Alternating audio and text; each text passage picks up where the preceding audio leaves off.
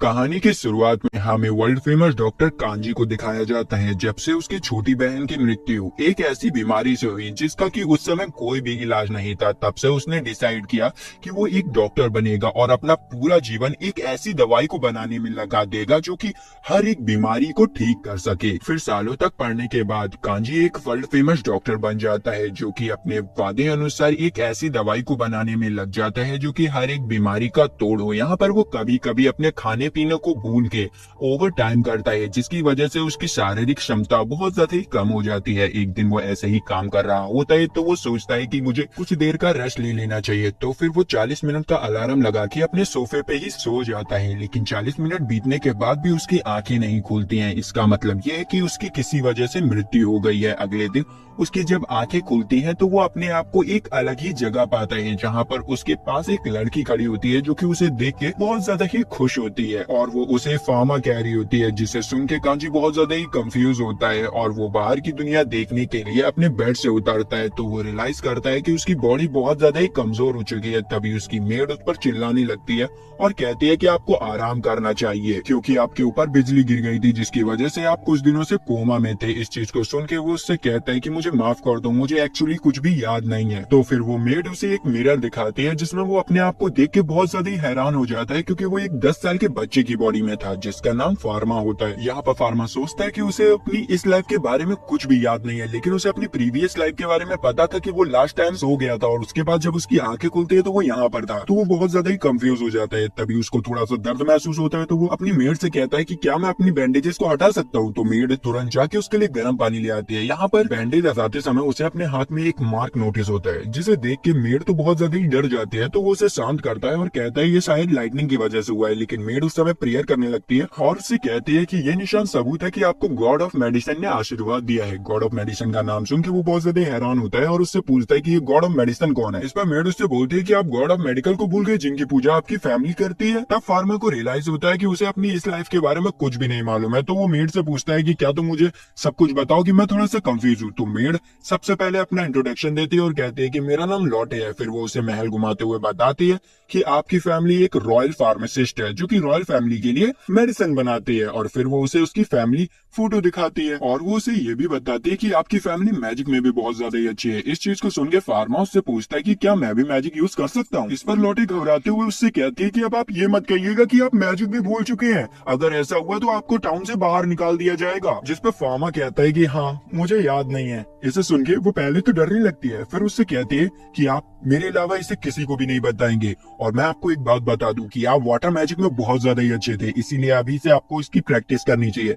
फिर हम देखते हैं कि फार्मा अपने रूम में बैठ के उसी की प्रैक्टिस कर रहा होता है। तभी वो अपने दिमाग में वाटर मॉलिक्यूल्स को इमेजिन करता है जिससे कि उसके हाथों में से वाटर निकलने लगता है, जिसे देख के वो बहुत ज्यादा ही हैरान हो जाता है। अब वाटर तो निकल आता है लेकिन उसे उसको रोकना नहीं आता है, तो वो घबरा के सारे पानी को बाहर फेंक देता है और बाहर ही लौटे खड़ी होती है जो कि देख लेती है कि फार्मा मैजिक यूज कर सकता है। तो वो बहुत ज्यादा ही खुश हो जाती है। यहाँ पर फार्मा रुकता नहीं है, वो और भी मॉलिक्यूल्स को निकालने की कोशिश करता है। तो वो निकाल भी पा रहा होता है और दूसरे हाथ से उन्हें इरेज भी कर रहा होता है। तभी लॉटे उसके पास आती है और उसे उसके लाइब्रेरी को दिखाने ले जाती है और बताती है कि यहाँ पर जितनी भी बुक्स हैं वो आप पहले ही पढ़ चुके हैं। जिनमें से वो एक बुक को उठा के पढ़ने की कोशिश करता है और सरप्राइजली वो उसकी लैंग्वेज को आराम से पढ़ पा रहा होता है। इसके बाद फार्मा अपनी फैमिली के साथ डिनर करने जाता है जहाँ पर उसे ठीक देख के उसके फादर उससे कहते हैं कि मुझे बहुत ज्यादा ही अच्छा लगा कि तुम ठीक हो गए हो, लेकिन हमने जो वादा किया था कि मैं तुमसे कुछ क्वेश्चन पूछूंगा अब उसका समय आ चुका है। इस पर उसकी मदर कहते हैं कि अभी तो ये ठीक होके आया है, कुछ देर बाद पूछ लीजिएगा। जिस पर फार्मा कहता है कि चिंता मत कीजिए मैं सब बता दूंगा। तो उसके फादर उसे सवाल पूछना स्टार्ट कर देते हैं जिसका कि हमारा बंदा बखूबी जवाब दे देता है। फिर उसके फादर उससे कहते हैं कि अब तुम पूरी तरीके से ठीक हो चुके हो तो तुम अपनी ट्रेनिंग को वापस से स्टार्ट कर सकते हो। ट्रेनिंग का नाम सुन के वो कंफ्यूज हो जाता है और सोचता है कि कौन सी ट्रेनिंग। फिर वो हाँ कर देता है। फिर अगले दिन फार्मा अपनी पर्सनल ट्यूटर एलिन से मिलता है जो कि उसे मैजिक सिखाती है। यहाँ पर एलिन उसे देखते ही उसके ऊपर शक करने लग जाती है क्योंकि पहले फार्मा उससे अच्छा बिहेव नहीं किया करता था लेकिन अब वो बहुत ज्यादा ही काइंड हो चुका है। तो फार्मा उसे बताता है कि लाइटनिंग की वजह से मेरी मेमोरी फ्रीज हो चुकी है जिसकी वजह से मुझे ज्यादा कुछ याद नहीं है। ये सुन के एरिन शांत हो जाती है और उससे पूछती है कि डिवाइन आर्ट क्या है। पर फार्मा को डिवाइन आर्ट के बारे में कुछ पता ही नहीं होता है, तो एलन उसे सब कुछ बताने लगती है। इसके बाद वो उसे एक रिवर के किनारे ट्रेनिंग कराने ले जाती है, जहाँ पर वो उससे कहती है चलो अपनी मैजिकल स्टिक निकालो, लेकिन इसके बारे में उसे बिल्कुल भी नहीं मालूम होता है। तो वो उससे कह देता है कि मैं इसको लाया नहीं हूँ। तो एलिन उसे अपनी मैजिकल स्टिक दे देती है, लेकिन उससे पहले वो उसे एक डेमो करके दिखाती है ताकि वो उसे देख के सीख सके। फिर उस डेमो को देख के फार्मा ट्राई करता है और वो इतना खतरनाक मैजिक कर देता है जिसे देख के एरन बहुत ज्यादा ही घबरा जाते हैं और वो उसे पहले चेक करने लगती है। फिर उसके मैजिक को नापने के लिए वो उसके हाथ में एक टूल पकड़ा देती है जो कि मैजिक मेजर करता है। यहाँ पर जैसे ही फार्मा उस मैजिक टूल के अंदर अपना माना डालने लगता है, वैसे ही वो मैजिक टूल टूट जाता है, जिसे देख के एरन की और ज्यादा ही फट जाती है और वो दहशत में आ जाती है, क्योंकि इतना खतरनाक मैजिक या तो कोई गॉड के पास हो सकता है या डीमन के पास। फिर हम कुछ देर बाद की सीन देखते हैं जहाँ पर एलिन और फार्मा एक बेंच पे बैठे होते हैं और यहाँ पर एलिन अभी भी दहशत में होती है, तो उसे शांत करने के लिए वो उसे हंसाने की कोशिश करता है और यहाँ पर एलिन हंसने भी लगती है। तभी फार्मा को अपनी एक एबिलिटी का पता चलता है जिसका नाम डिवाइन आई है, जिसकी मदद से वो किसी भी व्यक्ति की इंजरीज के बारे में पता कर सकता है। तो वो यहाँ पर एलिन को स्कैन करने लगता है और उसे पता चलता है कि एलिन की आंखों और उंगलियों में दिक्कत है। तो वो डायरेक्ट जाके उसकी उंगलियों को पकड़ लेता है और उससे कहता है क्या तुम्हारे हाथों में दिक्कत है। इस पर वो हैरान होकर फार्मा से पूछती है कि आखिर तुम्हें कैसे पता चला। तो फार्मा कहता है कि मैंने अपने हाथों को यूं किया तो मुझे तुम्हारी उंगली ग्लो करते हुए दिखी। इस चीज को सुन के वो बहुत ज्यादा घबरा जाती है और कहती है कि ये क्या, ये पावर तो एक नॉर्मल इंसान के पास नहीं हो सकती, आखिर तुम कौन हो। और वो डरते हुए फार्मा के पास से भाग जाती है। फिर हमें अगले दिन पता चलता है कि एलन की बहुत ज्यादा ही तबीयत खराब हो गई है, जिसकी वजह से वो आज फार्मा को ट्रेनिंग देने नहीं आ पाएगी। इस पर फार्मा के फादर फार्मा को एक मेडिसिन देते हैं और उससे कहते हैं कि ये तुम एरिन को दे आओ जाके। तो यहाँ पर फार्मा उस मेडिसिन को लेके एरिन के घर में पहुंच जाता है। यहाँ पर वो उस मेडिसिन को चेक करने लगता है तो उसे पता चलता है कि ये जो मेडिसिन है वो ज्यादा इफेक्टिव नहीं है। तो वो अपनी मैजिक की मदद से उस मेडिसिन में थोड़ी सी चेंजमेंट करता है जिससे कि एरिन बहुत जल्दी ठीक हो जाए। तभी हम एरिन को देखते हैं जो कि फार्मा से बचने के लिए फुल टू प्रोटेक्शन के साथ आई होती है और वो उससे कहती है कि क्या तुम मुझे मारने आए हो। इस पे फार्मा उससे कहता है कि नहीं, मैं तुम्हें मारने नहीं आया हूँ। तो वो अपना मास्क उतार देती है और हम देखते हैं कि सही में एलन की हालत बहुत ज्यादा खराब हो रखी होती है। तो वो उससे पूछती है कि आखिर तुम क्या करने आए हो। फार्मा कहता है कि तुम बीमार हो ना, इसलिए मेरे फादर ने तुम्हारे लिए मेडिसिन भेजी हैं और इसमें मैंने भी कुछ ऐड ऑन किया है। इस चीज को सुन के एलन डर जाती है और उससे कहती है कि क्या तुमने इसमें जहर मिलाया है मुझे मारने के लिए। इस पर वो कहता है कि ऐसा कुछ भी नहीं है, तुम इसे खा ले, तुम्हें कुछ भी नहीं होगा। लेकिन एलन उसकी बातों पर विश्वास नहीं करती है। तो फार्मा उसे समझाते हुए कहता है कि आप मेरी टीचर हैं, इसलिए मैं आपको नुकसान नहीं पहुंचाऊंगा, आपको मुझसे डरने की कोई जरूरत नहीं है। और अब वो उसके हाथों में कुछ फ्लावर्स लेके वहां से चला जाता है। उसकी इन बातों का अपनी एलन पे असर हो जाता है और वो उसे ट्रेन करने के लिए वापस से रेडी हो जाती है। फिर अगले दिन हम फार्मा को देखते हैं जो कि अपनी ट्रेनिंग ग्राउंड में आया होता है और वहां पर एलन भी आ जाती है। वो यहाँ पर अभी भी अपने आर्मर को पहने होती है और वो उससे कहती है कि वैसे तो मुझे तुम पे ट्रस्ट है, लेकिन तुम्हारा मैजिक जो है वो बहुत ज्यादा ही ताकतवर है जो कि मुझे भी नुकसान पहुंचा सकता है, इसलिए मैंने ये आर्मर पहना हुआ है। और वो उसे थैंक यू भी कहती है क्योंकि उसने जो मेडिसिन दी थी वो उसके ऊपर काम कर गई। फिर वो लोग ट्रेनिंग करते हैं जहाँ पर फार्मा की इंक्रेडिबल मैजिक स्किल को देख के एलन बहुत ज्यादा ही हैरान रह जाती है। अब ट्रेनिंग खत्म होने के बाद फार्मा अपने घर पे बैठा होता है और अपनी डिवाइन आइज का यूज करके अपने सर्वेंट्स की इंजरीज को देख रहा होता है। तभी वहां से लौटे गुजरती है तो वो उसे भी स्कैन करता है और उसे पता चलता है कि लौटे के हाथों में बहुत ज्यादा ही प्रॉब्लम है। तो वो डिसाइड करता है कि वो उन सारे सर्वेंट्स के लिए भी मेडिसिन बनाएगा। तो वो अपनी लैब में जाके उनके लिए अपनी मैजिक से मेडिसिन बनाने लगता है। कुछ देर की मेहनत के बाद वो मेडिसिन को बना लेता है और फिर वो लौटे के पास जाता है और इन मेडिसिन को लौटे को दे देता है, जिसे पाके पहले लौटे बहुत ज्यादा इमोशनल हो जाती है, फिर खुशी में उसे थैंक यू कहती है। फिर यहाँ पर फार्मा उन मेडिसिन को और भी सर्वेंट्स में बांट देता है, जिसे पाके सर्वेंट्स को बहुत ज्यादा ही अच्छा लगता है। यहाँ पर लौटे फार्मा से कहती है कि ये लोग कितने ज्यादा लकी हैं कि इन्हें एक रॉयल फार्मासिस्ट से दवाइयां मिल रही हैं, लेकिन दुनिया में कुछ ऐसे भी लोग हैं जिन्हें की दवाइयां नसीब भी नहीं होती हैं और वो लोग भुखमरी और लाचारी के कारण मारे जाते हैं। ये बातें फार्मा के दिल में लग जाती हैं और वो यहाँ पर डिसाइड करता है कि वो एक ऐसी दुनिया बनाएगा जहाँ पर लोग दवाइयों की कमी से नहीं मरेंगे। फिर नेक्स्ट डे जब फार्मा अपनी फैमिली के साथ खाना खाने बैठता है तो वो देखता है कि डाइनिंग टेबल पे उसकी बहन मिसिंग है। तो वो अपने फादर से पूछता है कि आखिर छोटी बहन कहाँ गई। तो वो बताते हैं कि उसको चिकन पॉक्स हुआ है जिसकी वजह से उसे क्वारंटीन कर दिया गया है। वहाँ पर हम लोग नहीं जा सकते हैं क्योंकि वो बीमारी बहुत घातक तरीके से फैलती है। अब उस बीमारी का नाम सुन के यहाँ पर फार्मा सोचने लगता है कि चिकन पॉक्स तो यहाँ पर भी होता है, तो इसका इलाज तो मेरे पास है। तो वो यहाँ पर क्या करता है, अपनी बहन के लिए एक मेडिसिन बनाने लगता है अपनी पास्ट मेमोरी की नॉलेज की मदद से। और वो यहाँ पर अपनी बहन के खाने में वो दवाई मिलाकर उसके रूम में पहुंच जाता है। उसे अपने रूम में देख के उसकी बहन कहती है कि फादर ने तो मना किया है ना कि मेरे पास कोई भी नहीं आ सकता, तो आप यहाँ पर क्या कर रहे हैं। जिस पर फार्मा उससे कहता है कि ये एक सीक्रेट है, तुम इसके बारे में किसी को भी नहीं बताओगी। और फिर वो उसे खाना खिला देता है। कुछ हफ्तों बाद हम देखते हैं कि उसकी बहन उसकी दवाई की वजह से ठीक हो जाती है। फिर फार्मा अपने लैब में जाके एक मिनी माइक्रोस्कोप बनाता है, क्योंकि वो हर समय तो अपनी फिंगर को स्क्रॉल करके डिवाइन आई का यूज नहीं कर सकता है ना। तभी उसके लैब में एक बंदा आता है और उससे कहता है कि आपके फादर आपको बुला रहे हैं। जैसे ही फार्मा अपने फादर के ऑफिस में पहुंचता है तो उसके फादर उससे कहते हैं कि जल्दी से अपना बैग पैक कर लो, हमें रॉयल किंगडम जाना है। इतना कहते ही सीन शिफ्ट होती है और हमें अगले दिन सीन दिखाई जाती है, जहां पर फार्मा और उसके फादर रॉयल किंगडम पहुंच चुके होते हैं। और यहाँ पर हमें पता चलता है कि प्रिंसेस की हालत बहुत ज्यादा ही खराब है और वो मरने की हालत में है, जिसकी वजह से दुनिया के बेस्ट फार्मासिस्ट उनका चेकअप करने के लिए आए हुए हैं। यहाँ पर धीरे धीरे करके सारे फार्मासिस्ट क्वीन का चेकअप करते हैं, लेकिन उनकी बीमारी इतनी ज्यादा कॉम्प्लिकेटेड होती है कि वो सब अपना हाथ खड़ा कर देते हैं कि हमसे इनका इलाज नहीं हो पाएगा। और उनमें से फार्मा के फादर भी होते हैं जो कि कह देते हैं कि हम इनका इलाज नहीं कर पाएंगे। तभी फार्मा सोचने लगता है कि आखिर ऐसी कौन सी बीमारी है जिसका कोई इलाज ही नहीं कर पा रहा है। तो वो अपनी डिवाइन आई का यूज करके क्वीन को स्कैन करने लगता है और उसे पता चलता है कि क्वीन को तो ट्यूबरकुलोसिस है। इस डिसीज में इंसान के ऊपर कोई दवा काम ही नहीं करती और इसके पेशेंट को सिर्फ इंजेक्शन दे के बचाया जा सकता है। लेकिन इस दुनिया में तो इंजेक्शन एग्जिस्ट ही नहीं करते, तो आखिर इन्हें बचाए कैसे। वो ये सब सोच ही रहा होता है कि तभी क्वीन के बच्चे बाहर से क्वीन के पास आते हैं और उसके पास आके रोते हुए कहते हैं कि मॉम, आप हमें छोड़ के नहीं जा सकते हैं, हम आपके बिना नहीं रह सकते हैं। अब उन्हें रोता हुआ देख के यहाँ पर फार्मा अपना कंट्रोल खो देता है और वो डायरेक्ट क्वीन के पास जाके उनसे रिक्वेस्ट करता है और कहता है कि क्या मैं आपका इलाज कर सकता हूँ, क्योंकि मेरे पास एक ऐसी दवा है जो कि आपको ठीक कर सकती है। इस चीज को सुन के सब लोग बहुत ज्यादा ही हैरान हो जाते हैं और उससे कहते हैं कि ये लड़के क्वीन को परेशान मत करो। यही चीज उसके फादर भी कहते हैं कि फार्मा, कोई ऐसी बेवकूफी मत करो जिसकी वजह से क्वीन को परेशानी झेलनी पड़े।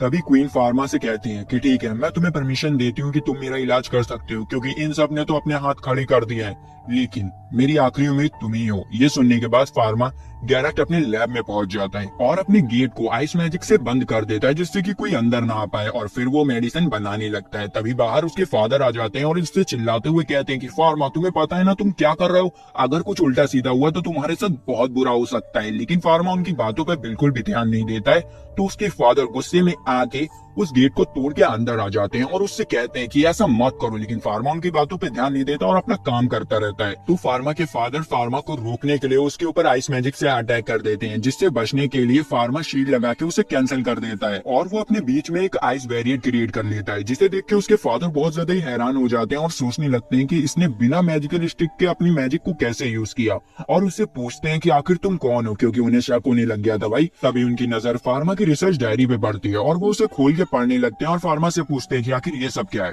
तो फार्मा उन्हें बताता है, ये सब नई मेडिसिन के फॉर्मूला हैं। जब मैं कोमा में था तब मुझे इनके सपने आया करते थे और मैंने इन्हें याद कर लिया। ये सब सुन के उसके फादर कहते हैं, अच्छा ये बात है, मैंने तुम्हारे शोल्डर को देखा और मैं समझ चुका हूँ कि तुम्हें गॉड ऑफ मेडिसिन से आशीर्वाद मिला है, इसीलिए तुम्हें ये सपने भी आ रहे हैं। ठीक है, मुझे तुम पे भरोसा है, करो अपना काम। और ये कह के वो वहां से चले जाते हैं। फिर फार्मा मेडिसिन बनाना स्टार्ट कर देता है। मेडिसिन बनने के बाद अगले दिन वो अपनी मेडिसिन को लेके रॉयल किंगडम में पहुंच जाता है। यहाँ पर प्रिंसेस को दवाई देने से पहले वो उन्हें बताता है कि आपकी जो बीमारी है वो इन्फेक्शन की वजह से हुई है, जिसकी वजह से आपको ये जो दवा है वो 1 से 2 साल तक की लेनी पड़ सकती है, इसलिए आपको तैयार रहना पड़ेगा। और वो उनका एक ब्लड सैंपल लेके अपने माइक्रोस्कोप से उनके अंदर बैक्टीरिया दिखाता है, जिसे देख के वो सही में हैरान हो जाती है। इसके बाद फार्मा मेडिसिन के 2 ग्लास तैयार करता है और एक खुद पीता है और एक क्वीन को दे देता है और उनसे कहता है कि अब हम दोनों की किस्मत इस मेडिसिन पर टिकी हुई है। लेकिन किसी को कुछ भी नहीं होता है और यहाँ पर क्वीन थोड़ी देर बाद अपने आप को बेहतर महसूस करने लगे, जिसे देख के सारे फार्मासिस्ट फार्मा की तारीफ करने लगते हैं। इसके बाद फार्मा अपने फादर के साथ वापस अपने मेंशन में आ जाता है। फिर हमें 3 महीने बाद ये सीन दिखाई जाती है, जहाँ पर फार्मा क्वीन को चेक करने के लिए आया होता है और वो उन्हें बताता है कि अब आप धीरे धीरे करके ठीक हो रही हैं। तभी क्वीन उससे कहती है कि मैंने तो जीने की होप ही छोड़ दी थी, मुझे ऐसा लगने लगा था कि मैं मरने वाली हूँ, लेकिन एक पर्सन की वजह से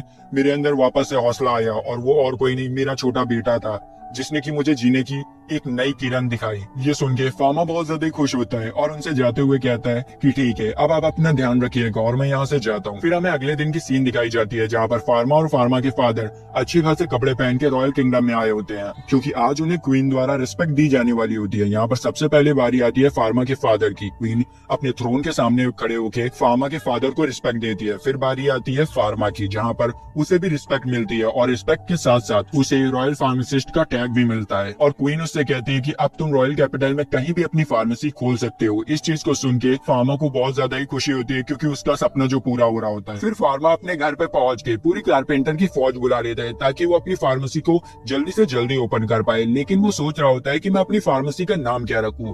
यहाँ पर वो बहुत ज्यादा ही दिमाग लगाता है, तभी उसके दिमाग में एक नाम आता है और वो कहता है कि हम अपनी फार्मेसी का नाम रखेंगे द पैरेलल वर्ल्ड फार्मेसी। इस नाम को सुनकर सब लोग जोश में आ जाते हैं और फिर फार्मेसी का काम स्टार्ट हो जाता है। यहाँ पर सारे कारपेंटर मिलकर फार्मा के फार्मेसी के बोर्ड को तैयार कर देते हैं, जिसमें लिखा होता है द पैरेलल वर्ल्ड फार्मेसी। तभी वहाँ पर एलेन आ जाती है और फार्मा की फार्मेसी के नाम को देख के बहुत ज्यादा खुश होती है और उससे कहती है कि नाम तो बहुत ज्यादा ही अच्छा है। इस पर फार्मा उससे शर्माते हुए कहता है कि तुम्हारे ओपिनियन के लिए थैंक यू। फिर एलेन उससे फार्मेसी के बारे में थोड़ा बहुत पूछने लगती है। तभी वहाँ पर एक बंदा टपक पड़ता है और उससे कहता है, क्या तुम यहाँ के एम्प्लॉय हो या बॉस? जिस पे फार्मा कहता है कि मैं यहाँ का बॉस हूँ। इस पे वो बड़ा आश्चर्य होकर कहता है कि ओह, तुम तो बहुत छोटी उम्र में यहाँ के बॉस बन गए हो, लेकिन मेरे पास तुम्हारे लिए एक अच्छी खासी डील है, क्या तुम मेरे साथ कोलैब करना चाहोगे? इस पे वो कहता है कि नहीं नहीं, मुझे इसमें कोई इंटरेस्ट नहीं है, मैं तुम्हारे साथ काम नहीं करना चाहता हूँ। तो वो कहता है कि बड़ा पछताओगे, कर लो कोलैब, तुम वैसे भी इससे क्या ही कमा लोगे। तो वो कहता है कि मुझे कमाना भी क्या है, मैं सिर्फ गरीब लोगों को सस्ती दवा बांटना चाहता हूँ जिससे उनका भला हो। इसे सुन के वो बहुत ज्यादा ही हैरान रह जाता है और कहता है कि ऐसा तो तुम्हारे फार्मेसी डूब जाएगी, तो मैं तुम्हें बचा लूंगा, आ जाओ मेरी टीम में। लेकिन वो मना कर देता है। अभी वो मोटू फार्मा को फोर्स करने लग जाता है। इस पर एलिन को गुस्सा आ जाता है और वो उससे कहती है कि यहाँ से भाग रहे हो या पिटोगे। तो वो मोटू एलिन से अपनी बेइज्जती कराने के बाद वहाँ से चला जाता है। इसके बाद फार्मा अपने फार्मेसी के अंदर आ जाता है, जहाँ पर वो देखता है कि फार्मेसी में सिर्फ 2 वर्कर्स हैं, जो कि वो खुद ही हैं।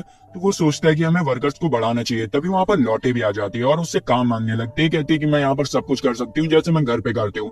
तो वो उसे रख लेता है। तब भी उसमें एक इंसान की कमी होती है जो कि अकाउंटेंट होता है। तो वो सोचता है कि मैं कौन से अकाउंटेंट को रखूं जो कि थोड़ा एक्सपीरियंस भी होना चाहिए। फिर वो वापस से अपने घर पे आ जाता है। वहां पर फार्मा को देखने को मिलता है कि उसके घर के जितने भी सर्वेंट्स होते हैं वो रो रहे होते हैं। तो वो सोचने लगता है कि आखिर इन सबको क्या हो गया, ये रो क्यों रहे हैं। तभी उसे पता चलता है कि उसके फादर के जो अकाउंटेंट थे वो आज रिटायर हो रहे हैं, क्योंकि उनके पैरों में बहुत ज्यादा ही दर्द हुआ करता था, जिसकी वजह से वो कायदे से चल भी नहीं पाते थे। इस चीज को सुन के वो उनसे कहता है कि अगर मैं आपके पैरों का इलाज कर दूं तो क्या आप मेरे साथ काम करेंगी? जिसमें वो मान जाते हैं। तो वो सबसे पहले अपने फादर से परमिशन लेने जाता है और उनसे कहता है कि आज जो आपके पास से अकाउंटेंट रिटायर हुआ है, क्या मैं उन्हें अपने फार्मेसी में जॉब दे सकता हूँ? इस पर उसके फादर उसे परमिशन दे देते हैं। इसी के साथ साथ वो उसे बक्सा भर के सोने के सिक्के भी देते हैं ताकि वो अपनी फार्मेसी को और भी बेहतर कर पाए। फिर अगले दिन फार्मा अपनी फार्मेसी की ग्रैंड ओपनिंग कर देता है। अब जरूरी तो नहीं है कि आपने नया बिजनेस खोला हो और उसमें तुरंत ही कस्टमर आने लग जाए।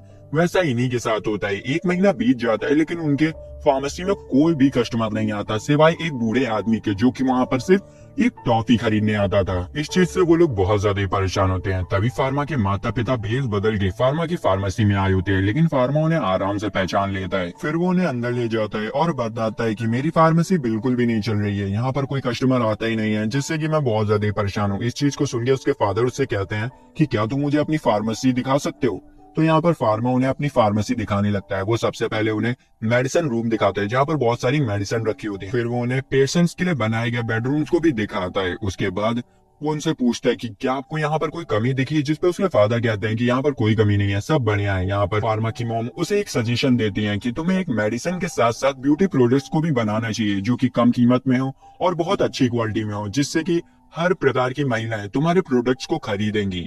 उनका ये सजेशन उसे बहुत ज्यादा ही अच्छा लगता है। तभी उसके फादर कहते हैं कि अगर तुम इन प्रोडक्ट्स को बनाओ तो इनमें किसी भी प्रकार के केमिकल का यूज मत करना, वरना ये स्किन डिसीज का कारण बन सकते हैं। यहाँ पर उन लोगों के बीच में बातें चली रही होती है कि तभी वहाँ पर घबराते हुए एक बंदा आता है और फार्मा से कहता है कि क्या यहाँ पर कोई फार्मासिस्ट है? एक लड़की की हालत बहुत ज्यादा ही खराब है। ये सुन के फार्मा उसके साथ उस लड़की के पास जाता है और हम देखते हैं कि उस लड़की की सही में बहुत ज्यादा ही हालत खराब होती है। तो फार्मा अपनी डिवाइन आइज का यूज करके उसको स्कैन करने लगता है तो उसे पता चलता है कि उसके हाथों में बहुत ज्यादा ही सेवियर वाले कट लगे हुए हैं, जिसकी वजह से उसका हैवी ब्लड लॉस हो गया है और उसकी हालत ऐसी हो गई है। तो फार्मा उसे अपनी फार्मेसी में ले आता है और उसका इलाज करने के बाद उससे पूछता है कि आखिर तुमने अपने हाथों में कट क्यों लगाए। तो वो लड़की बताती है, मेरे क्रश ने मुझे रिजेक्ट कर दिया जिसकी वजह से मैंने अपने हाथ को काट लिया। और वो ये कहते हुए रोने लगती है और उन लोगों से माफी मांगती है कि उसकी वजह से उन लोगों को बहुत ज्यादा प्रॉब्लम को फेस करना पड़ा। इस पे एलन उससे कहती है कि ऐसी बात नहीं है, अब तुम वापस ये सब नहीं करोगी। फिर हमें कुछ दिनों बाद की सीन दिखाई जाती है जहाँ पर वो लड़की वापस से फार्मा की फार्मेसी में आई होती है। अपनी फार्मा ने अपने ब्यूटी प्रोडक्ट्स भी बना के तैयार कर दिए होते हैं, तो वो उस लड़की को कुछ डेमो के लिए देता है जिसे लगा कि उसे बहुत ज्यादा ही अच्छा लगता है। इधर हम लॉटे को देखते हैं जो कि कुछ ब्यूटी प्रोडक्ट्स को लेडीज में बांट रही होती है, जिससे कि उसकी अच्छी खासी मार्केटिंग हो जाती है और धीरे धीरे करके उसके फार्मेसी में बहुत सारे कस्टमर भी आने लगते हैं, क्योंकि फार्मा के ब्यूटी प्रोडक्ट्स बहुत ज्यादा सस्ते भी होते हैं और अच्छे भी होते हैं। अब ब्यूटी प्रोडक्ट्स की बढ़ती डिमांड को देख के वो उसकी एक अलग ही ब्रांच खोल लेता है जहाँ पर वो बहुत सारी ब्यूटिशियंस को रखता है ताकि वो बहुत ज्यादा ही ब्यूटी प्रोडक्ट्स को बना सके। अब फार्मा की फार्मेसी चल पड़ती है और उसकी ब्यूटी प्रोडक्ट की वजह से पूरे शहर में उसकी चर्चा हो रही होती है। यही चर्चा घूम फिर के क्वीन तक पहुंच जाती है। तो क्वीन फार्मा को अपने पास बुलाती है उसकी ब्यूटी प्रोडक्ट चेक करने के लिए। यहाँ पर फार्मा सबसे पहले उन्हें लिप बाम देता है। जैसे ही वो उसे अपने होठों में लगाती है तो उन्हें अपने होठ बहुत ज्यादा ही सुंदर लगने लगती हैं, जिसकी वजह से क्वीन को फार्मा के प्रोडक्ट्स बहुत ज्यादा ही अच्छे लगने लगते हैं। तो फार्मा अपने और भी प्रोडक्ट्स के बारे में उन्हें बताने लगता है, जिसे सुनकर क्वीन उससे कहती है कि तुम्हें अपने प्रोडक्ट्स के दाम को बढ़ाना होगा क्योंकि तुम्हारा प्रोडक्ट पूरे मार्केट में सबसे सस्ता बिकता है, जिसकी वजह से दूसरे लोग दूसरी दुकानों में जाना पसंद ही नहीं करते हैं और उन लोगों का बहुत ज्यादा ही घाटा हो रहा है, जिसकी वजह से वो एक ना एक दिन सड़क पे आ जाएंगे। क्वीन से ये बात सुन के फार्मा को रियलाइज होता है कि वो गलत कर रहा है, तो वो अपने प्राइस बढ़ाने के लिए मान जाता है। इसके बाद हम देखते हैं कि फार्मा बीच पे होता है जहाँ पर उसकी छोटी बहन और लोटी रेत से खेल रहे होते हैं और एलिन कहीं कोने में सो रही होती है। फार्मा को देखते ही उसकी छोटी बहन उससे पानी में जाने की जिद करने लगती है, जिस पर वो उसे मना कर देता है और कहता है कि फादर ने पानी में जाने के लिए मना किया है। लेकिन लोटे और उसकी छोटी बहन दोनों जिद करने लग जाती है, तो वो उन्हें रोक नहीं पाता है और जाने की इजाजत दे देता है। यहाँ पर फार्मा की छोटी बहन फार्मा को भी अपने साथ चलने के लिए कहती है, लेकिन यहाँ पर फार्मा उसे मना कर देता है। उसके मुंह से ये बात सुन के फार्मा को अपनी छोटी बहन की याद आने लग जाती है और वो एक जगह बैठ के बहुत ज्यादा ही रोने लगता है। तभी उसे अपनी छोटी बहन के चिल्लाने की आवाज आती है। वो देखता है कि वो पानी में डूब रही है, तो वो उसे बचाने के लिए दौड़ता है, क्योंकि उसे लगता है कि कहीं वो अपनी पहली वाली बहन की तरह इसे भी न खो दे। और वो बिना सोचे समझे पानी में कूद जाता है और जल्दी से उसकी ओर जाने लगता है। जैसे वो वहां पर पहुंचता है तो वो देखता है कि उसकी छोटी बहन पानी के अंदर डूबती चली जा रही है और वो भी उसे बचाने की कोशिश करता है, लेकिन वो बचा नहीं पा रहा होता है। तो वो गुस्से में तेजी से चिल्लाता है, जिससे कि उसकी बॉडी के अंदर से बहुत सारी पावर रिलीज होने लगती है और वहां पर एक बहुत बड़ा गड्ढा हो जाता है जहां पर पानी की एक भी बूंद नहीं होती है। इसे देखकर खुद फार्मा भी अपनी पावर से डरने लग जाता है और वहीं पर एलिन भी ये सब देख रही होती है। और इस पावर को देखकर एलिन तो भाई बहुत ज्यादा ही हैरान हो जाती है, क्योंकि इस समय फार्मा ने नेगेटिव डिवाइन आर्ट का यूज किया था, जो कि भाई सिर्फ एक डीमन ही कर सकता है। यहाँ पर फार्मा अपनी बहन को लेकर सही सलामत बाहर आ जाता है और वो सोचने लगता है कि शायद उसे ये सब करते हुए किसी ने भी नहीं देखा है, लेकिन वो गलत था। वहीं पर एक बंदा खड़े होकर उसके इस सब कांड को देख रहा होता है और वो जल्दी से जाकर होली ग्रुप के मेंबर्स को इन सब चीजों के बारे में बता देता है। ये सब सुनने के बाद उन्हें लगता है कि शायद ये सब एक मॉन्स्टर का काम है, तो वो लोग फार्मा पे नजर रखने के लिए 2 असैसिन्स को भेजते हैं। फिर हम देखते हैं कि फार्मा अपनी फार्मेसी में वापस आ जाता है जहां पर 2 होली ग्रुप्स के लोग उसके ऊपर नजर रख रहे होते हैं। फिर अगले दिन जब एक सिपाही ड्यूटी में वापस आता है तभी वो गेट खोलता है और गेट खोलते ही एक घोड़ा मिट्टी और कचड़े के सामान को लेकर फार्मेसी के अंदर घुस जाता है और वहां पर गंदगी फैला देता है। और ये बात जब ब्रूनो को पता चलती है तो उन्हें लगता है कि शायद कोई उनकी फैमिली को टारगेट कर रहा है। फिर अगले दिन जब फार्मा अपनी फार्मेसी में साफ सफाई करने के लिए पहुंचता है तभी उसके कुछ पुराने कस्टमर आते हैं अपने क्रू के साथ उसकी मदद करने के लिए, और इसी के साथ शहर के कुछ लोग भी आते हैं उसकी मदद करने के लिए। तभी अचानक से एक लड़की घबराते हुए फार्मा के पास आती है और उससे कहती है कि मेरे फादर बेहोश हो चुके हैं, चलिए जल्दी से। तो फार्मा जल्दी से अपने सारे वेपन्स उठाता है और निकल जाता है उनकी मदद करने के लिए। वो लड़की उसे एक सुनसान जंगल में ले आती है और वहां पहुंचते ही वो अचानक से गायब हो जाती है। फार्मा यहाँ पर फुल कंफ्यूज कि ये क्या हो रहा है। तभी वहां पर व्हाइट कपड़े पहने हुए कुछ बंदे उससे चारों तरफ से घेर लेते हैं। यहाँ पर फार्मा को पता चलता है कि ये लोग होली ग्रुप के मेंबर्स हैं और इनका जो लीडर है उनका नाम सैलमन है, जो कि ये मानते हैं कि फार्मा के अंदर एक डीमन है और वो उसी को खत्म करने आए हैं, और वो ऐसा करने की कोशिश भी करते हैं, पर फार्मा उनके सभी अटैक्स को आसानी से ब्लॉक कर देता है। यहाँ पर फार्मा उनसे काफी ज्यादा ही ताकतवर होता है और इजीली हरा सकता है, लेकिन फार्मा को पता था कि अगर मैंने कुछ किया तो ये लोग खामखा मारे जाएंगे, तो वो होल्ड बैक कर रहा होता है अपने आप को। लेकिन भाई लोग वो मान ही नहीं रहे होते हैं, तो ना चाहते हुए फार्मा को उन्हें अपनी पावर्स का नमूना दिखाना पड़ता है, जिसे देखकर उन्हें अपनी औकात समझ आ जाती है। तभी सैलमन फार्मा के हाथ में उसे सिंबल को देख लेता है और उन लोगों से कहता है कि सभी लोग रुक जाओ, ये कोई मॉन्स्टर नहीं है बल्कि ये हमारा गॉड है। जिसे सुनकर वो लोग रुक जाते हैं और फार्मा से माफी मांगने लगते हैं। लेकिन लड़ाई के टाइम पर सैलमन बुरी तरीके से घायल हो जाता है और उसका घाव बहुत ज्यादा ही खतरनाक होता है। लेकिन फार्मा उससे कहता है कि तुम्हें ऐसे छोड़ा नहीं जा सकता है, तुम्हें इन्फेक्शन हो सकता है और तुम मर सकते हो। लेकिन सैलमन उससे कहता है कि मैंने आपके ऊपर अटैक किया है, इसीलिए मेरी यही सजा है। लेकिन हमारा बंदा एक डॉक्टर है, इसीलिए वो किसी घायल व्यक्ति को कैसे छोड़ सकता था। वो उससे कहता है कि मुझे अभी तुम्हारी सर्जरी करनी होगी। लेकिन यहाँ पर एक माइनस पॉइंट ये है कि हमारा बंदा अपनी प्रीवियस लाइफ में सिर्फ एक मेडिकल साइंटिस्ट था, उसे सर्जरी करनी बिल्कुल भी नहीं आती थी, और इस जगह पर कोई भी सर्जरी करने वाला है ही नहीं। इसीलिए वो डिसाइड करता है कि वो अपनी नॉलेज का यूज कर कैसे भी कर सर्जरी करेगा, और वो वहीं पर इमरजेंसी टेंट लगाता है और सर्जरी स्टार्ट कर देता है। और भाई वो लकी इतना होता है कि ऑपरेशन सक्सेसफुल हो जाता है और कुछ महीने के बाद सैलमन पूरी तरीके से ठीक हो जाता है। फिर ठीक होने के बाद होली ग्रुप वाले उसे प्रमोशन दे देते हैं। उसके बाद वो फार्मा से मिलने जाता है उसकी फार्मेसी में और उससे कहता है कि तुमने मेरी जान बचाई है, इसीलिए मैं तुम्हारे सीक्रेट को सीक्रेट ही रखूंगा। यहाँ पर सोमन फार्मा के लिए बहुत सारे गिफ्ट लाया होता है, उनमें से उसके ग्रुप की एक होली स्टिक भी होती है जो कि वो उसे गिफ्ट कर देता है। जब फार्मा उस स्टिक को उठाता है तो अचानक से वो स्टिक ग्लो करने लग जाती है। तभी सोमन कहता है कि इस स्टिक ने तुम्हें चुन लिया है, जिसे देखकर एलन बहुत ज्यादा ही एक्साइटेड हो जाती है और फार्मा से कहती है कि क्या मैं एक बार इस स्टिक को छू सकती हूँ, जिस पर हमारा बंदा डायरेक्ट उसे दे देता है। लेकिन अचानक से वो स्टिक उसके हाथ से आर पार हो जाती है और यहाँ पर हमें पता चलता है कि इस स्टिक को वही होल्ड कर सकता है जिसे कि इस स्टिक ने खुद चुना हो।